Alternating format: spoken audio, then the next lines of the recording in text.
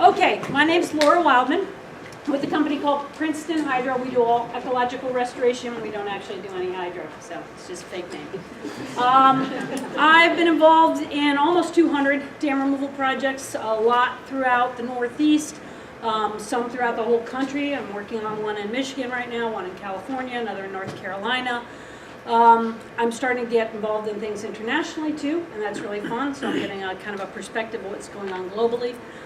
What I'm here to talk to you about today is a little odd for an engineer. I'm going to be talking to you about doing less engineering, hiring me to do less, hiring other engineers to do less. So when we say dam removal, less is more, we can think of a few things. We can think, well, less infrastructure in a river is definitely more, but I am going to be talking about less engineering on these projects. So the less is more approach, if you know it, comes from an architectural approach of simplification on things. I'm a strong believer in this, especially, although if you saw my house, you might not agree with that. But I'm a strong believer on this when it comes to the environment. Because I am a very strong believer that rivers have an ability to restore themselves and are very dynamic and capable of their own restoration if we get all the crap out of them.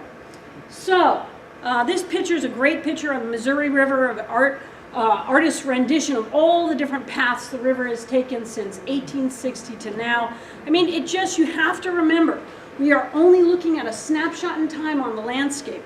Our landscapes are dynamic. They are supposed to be dynamic. So, let's talk about less is more like passive type approach versus an engineered, more active approach. So the idea with the less is more approach is just guide the river on its way to its own restoration. I don't need to go through all this, but it's, let the river do its own thing, avoid adding structures, don't lock things in place, look to add complexity and building blocks, but then don't feel like you have to lock them in. So help it on its way. Versus the engineered design approach where we are typically trying to lock something in place. We're talking about stability and the fact that we don't ever want it to move and it fails if it moves, this kind of thing. We're trying to avoid this where possible because it's a very costly approach and it acts like our landscape is only going to stay exactly like it looks right now and not move. So the type of projects I'm going to talk to you about are ones where we were very successful doing a less is more approach and ones where there was a much more engineered approach. So on the first one here, Tannery Dam Removal in New Hampshire, it's about a 30-foot high earthen dam. That's what the pound looked like ahead of time. Oops, these are out of order. This animation was supposed to go first. Literally, we breached the dam. We breached the dam, we took that out, we didn't have a lot of contaminated sediment, we had some sediment, we let it mobilize. We didn't go in and try to define the channel perfectly. Instead, we let the channel find its own path, and within 1 year, this is what the site looked like. So I know we can't always do that, and we'll talk in this about when we can't. But here's another example, the San Clemente Dam, if we go back before the animation was out of order, the San Clemente Dam, if you guys know about it in California, had a main channel down this way with so much sediment that they couldn't have mobilized that they broke through a ridge line and brought it down this way instead. But in the process, they decided to really design the living heck out of that other channel, because they wanted to make sure we got fish paths. Okay, now we'll get back to the animation. So let's go into Tannery a second before we get back to the engineered approach. Here's Tannery. We took the dam out and the fallway of the river was there. The channel fallway was there. There were a few patches where we didn't get a lot of vegetation, and that's because those were the borrow pits where they built the dam. They built the dam here, but they moved that material there. So we used that natural fallway, let it reestablish itself right after, that's also not in the right spot. Well, let's pretend you can see the other pictures behind it. I should have checked my animation. It looked like what everyone's afraid of, a huge big mud flat, tons of roots, stumps from the trees. But the interesting thing is, the tree stumps that were right next to the river's edge were rounded. So you could tell, I think, oh, now that's where that one was supposed to be. The fallway was there, and you could see these curved stumps.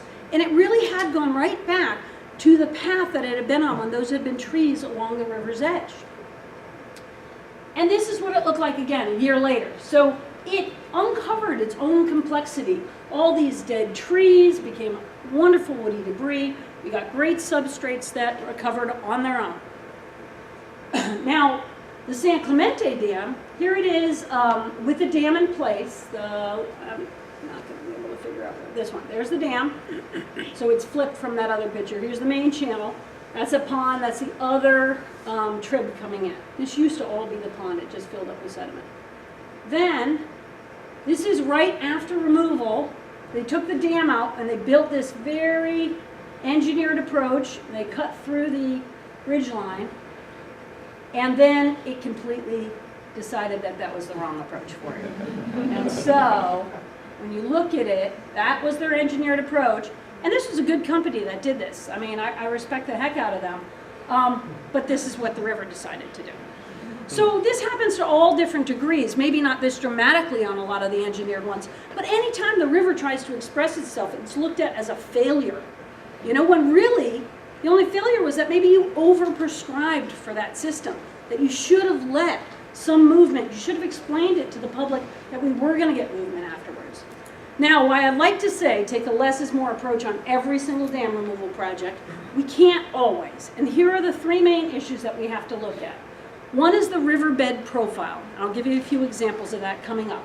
What does it look like? Is the original riverbed still there underneath or not? Impounded sediment.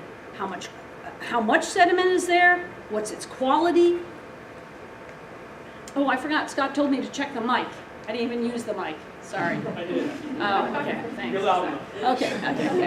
And then potential impacts. So infrastructure, sensitive species, flooding, these kind of things. These are the kind of things that are going to start putting some boundaries on when you have to do a little more engineering. But we really should limit it to when we are running into these kind of things. So, the best case scenario is you've got a profile like this. You've got impounded sediment behind the dam, but really the pre-riverbed profile is still there. You take the dam out, you let the sediment transport on its own. I know that sounds shocking, but remember, rivers want to move water and sediment. So depending on how much is there, we can do that and actually regain a balance in the river system. So then it head cuts up, and then you're back to that profile. Here's a good example of one that we've done that to. We have a lot of examples where we just took out the dam, let the impoundment do its own thing, and this one actually stayed relatively stable just on its own. Here's with the impoundment, and it comes out. Here's the channel. Here's 5 years later, the channel as well. Now, sometimes that's not the case. Sometimes on a profile, when you look at the profile and you talk about how it's going to readjust, you might have had something happen like degradation below a dam. That happens a lot because the sediment was trapped behind the dam, and then what happens is the river tries to make up for that and it cuts down in. So we sometimes get this stream bed degradation. Now you take out this dam, you're going to go into the original riverbed substrate, not just the impounded sediment's going to move. And depending on what kind of infrastructure you have, you might undermine something that's been built upstream. One of the worst cases I can think is this one. It had down cut below the dam about 14 feet, this dam. And this is what they decided to do to it. So they took the dam out and they put in like 100 dams. That was their solution. So, yeah, you're not getting to dam removal heaven for this project, that's for sure.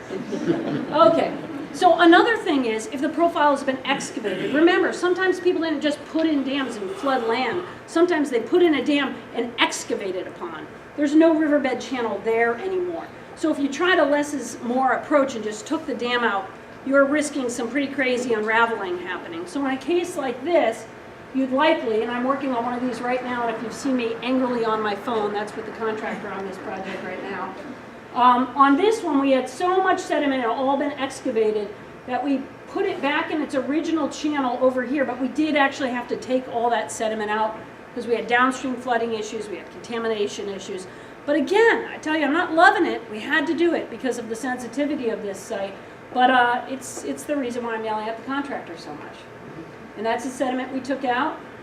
Well, actually, no, we left this sediment. We took the sediment out in this channel, and we relocated the channel there. Here's another one, total less is more. If you're on a bedrock river with almost no sediment behind the dam, come on, there's nothing to engineer here, right? You take the dam out, you're on a bedrock channel, you've restored the bedrock channel. So this one was pretty straightforward, other than the access was really hard. It was actually a very high dam, so we had to get down into this gorge to take out an enormous amount of concrete from the site.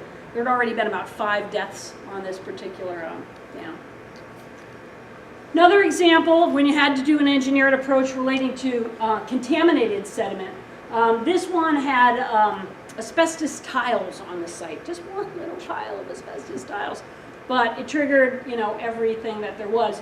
So we had to take out about 3-4 feet of sediment and transport it down to Pennsylvania, who take asbestos contaminated sediment, and restore the channel through there. But it ended up becoming a more engineered process because of the contamination.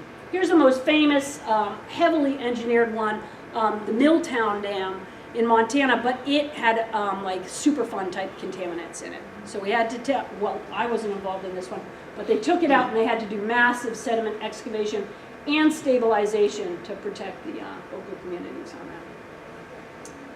So sometimes we have regulatory concerns, but really there aren't a lot of other concerns. This one we expected most of the sediment behind the dam to stay in place and only a small amount of sediment to move here. We would have liked to go with a complete less is more and let the channel do it on its own, but the regulators declined that, and we ended up doing just a small pilot channel.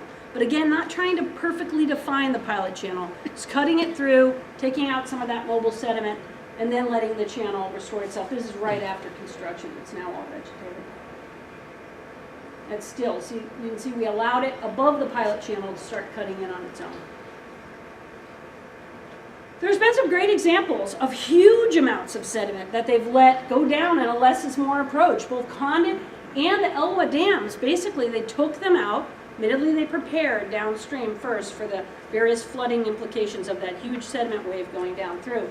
But they let it go down, blew up the conduit, and I've walked this entire river system now, and it just has moved everything through it, and it's gone out to the Columbia River. And then the Glines Canyon, any of you guys have seen the resulting deltas from the massive amount of sediment they let release there. And they're seeing great ecological response in those systems. Here's another thing I told you about that ends up making it hard on a less is more approach is infrastructure stuff. Clearly, if you have a parallel highway right next to it that you have to deal with bank stabilization, or if you have a pier in the middle, this poor dam, they had done all the studies and everything said that this central pier went down to bedrock. Everything said. It didn't go down to bedrock. So unfortunately, during construction, there was like a $250,000 change order to hold up the bridge while they put a new central pier in. This is one of my favorites. I don't know if you guys have seen this one. I'm standing out on a little tiny dam, like 6-foot high dam right here. 6-foot high dam here. And I'm looking out on this impoundment. I'm like, this is easy. Take the dam out, let everything go, let the river restore itself, total less is more approach. And this old guy came running down from the hill. I got a picture of this site from way back when in my history book. And he brings it down and he shows me this picture. I'm like, what? This is a different place. That's not what I'm looking at. And we start like lining things up and figuring out. And I'm like, oh my God, that's this channel right here. And I'm like, what is this? It's the world's largest radiator system. Huge iron pipes that they bulldoze the river, put these pipes in, laid them down. And I'm sitting, as someone who removes dams for a living, that people have left to rot in place for all eternity. I'm saying to myself, okay, what's the likelihood that they took the pipes out? Now, the pipes are all there. So that's a complete, huge radiator system under there, all rotted iron pipes. Still hasn't been removed yet, big surprise. So, okay, fine, when you have infrastructure and you have these kind of things and we have to do a little bit more of an engineered approach, it's gonna happen sometimes, but let's try to avoid it. So this one confuses me. This is one down in Florida that they did. There's no infrastructure around here. There's nothing. You should have just been able to take this out. But instead, do I have another slide of it?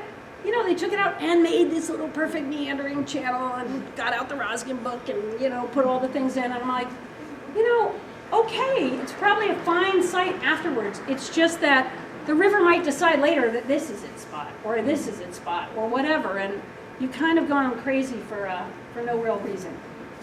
Sensitive species, that's obviously critical. If we're trying to protect sensitive species downstream, we can't, like on mussel species, just let the sediment go down on top of them. Thank you. So in those kind of cases, we are going to have to dredge the material out or relocate the mussels before we go in and do this. So there are plenty of examples where we're doing something for a protection reason. That one, we relocated some of them. And, okay, this is the one I talked about. Whoops, nope, wrong button. Okay, this is the one I talked about earlier that we're working on right now with all this sediment. We couldn't let a lot of this sediment go downstream on its own. We had all sorts of infrastructure issues downstream, and this fire, it's not a fire station, it's where they build fire trucks. It's actually kind of cool. Floods about 6 foot high. So we couldn't have a temporary sediment wave go down there and increase any kind of flooding for them. So we ended up with a more engineered approach on that. That tannery one I told you about, though, it did have ability to attenuate, but it also had a huge wetland system downstream.